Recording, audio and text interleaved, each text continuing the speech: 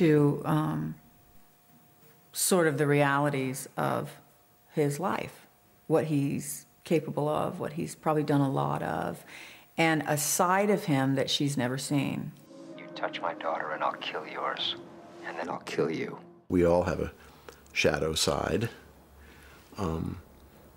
gray side of what's right and what's wrong. It depends on who you are and at what point your journey is moving along. One of the interesting things about the episode is everybody's crisis of morality that they're going through. And one of the things we want to try to do that, there's two times we really tried to catch that. One is when Suresh is looking in the mirror when he takes the gun and sees himself in the mirror and really is, you know, am I up for this? Am I doing the right thing? Mohinder has always been the moral compass of the show, and that compass is way out of whack. I'm unsure of who's right and who's wrong. It is time to stop playing games.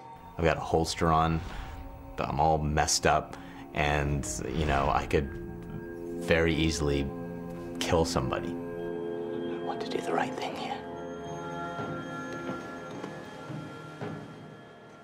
He's also in a world that he's really not prepared to deal with, is caught between these two sides, each of whom say they are right. And he's going back and forth trying to figure it out and make some tragic mistakes along the way. Mohinder's action in episode 9. Again, you take a look at that important scene in Cairo, episode 1. You yourself tried to put a bullet in the brain of a man named Seiler? He was a monster. Yes. And you were willing to kill him for the greater good. You acted on a moral imperative to protect your species. And that is exactly what he is doing in episode 9, true to form, true to character. If Bob dies, then this virus could just be the end of the world, as far as he's concerned.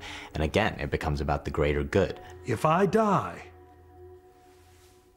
what's going to happen with the force that's going to stop the virus? It's going to be in HRG's hand? I don't think so.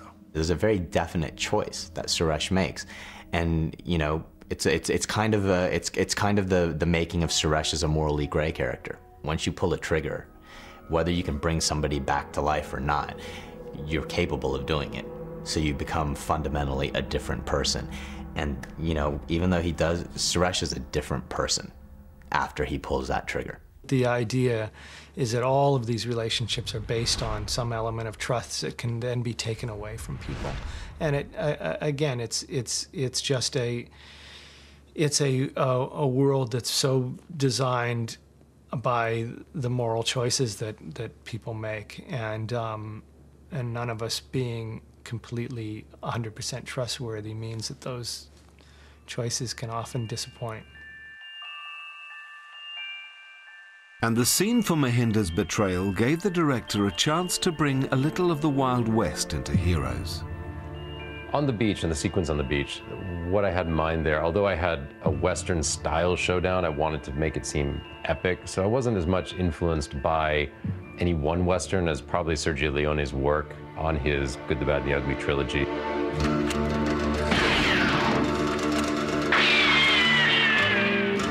That kind of extreme compositions and the kind of epic, you know, people at one end of the frame or the other is probably stylistically who I was most influenced by.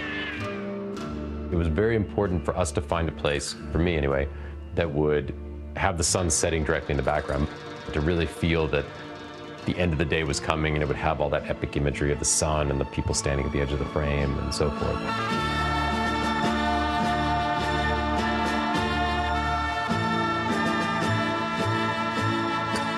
We were down there for 2 days, and it was just, both days were just spectacular. The big question was, how do we accomplish that and make it look like it takes place over an hour? So the breakdown of what we shot at what time and when became extremely important. So mornings, all shooting would be in one direction. Afternoons, all shooting would be in another direction. We would put these sterno cups, which would give this heat.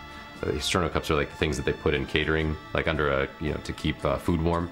So we would have those on these sticks, and that they would go under the camera. So every camera had its own little heat, and that would just distort things just enough so that everybody could feel a sense of bristling and give it a particular effect. At the end of the shootout scene, we knew that we were going to be in, we wanted that to be in the latest light in the afternoon, because we wanted it to feel like there was some progression in this hour. So we